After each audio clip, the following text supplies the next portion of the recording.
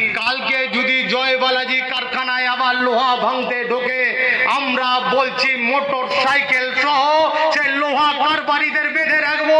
আর OC যদি হচ্ছে বাঁচাতে আসে, সে ওসিকেও হচ্ছে লোহার চেন দিয়ে বেঁধে রাখবো, কারণ ওসিকে টাকা দেওয়া ছাড়া কোনো জায়গায় লোহার কারবার চলতে পারে না। গরম বাড়ার সঙ্গে সঙ্গে লোকসভা ভোটকে কেন্দ্র করে ক্রমেই তেতে উঠছে বঙ্গের মাটি।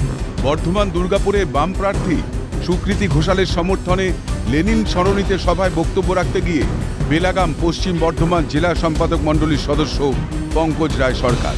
আসানসোল দুর্গাপুর পুলিশের এক পদস্থ আধিকারিক ও পুলিশ কর্মীদের একাংশের উদ্দেশ্যে বাম নেতার বিতর্কিত মন্তব্য ভাইরাল সোশ্যাল মিডিয়া।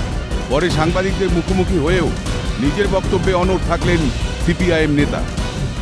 আমরা বলেছি লোহা চোরদের আটকাবো, আর হচ্ছে লোহা চোরকে যদি বাঁচাতে কোনো ওসি আসে, আমি কোনো আধিকারিকের নাম বলিনি, কোনো ওসি যদি আসে, তাহলে চোরদের বাজে যদি সেভ করতে ওসি আসে, তাহলে তো তাকেও তো আটকাতে হবে, সেও তো চোর। এই তো আমি একদম তখনও বলেছি, আবার বলছি।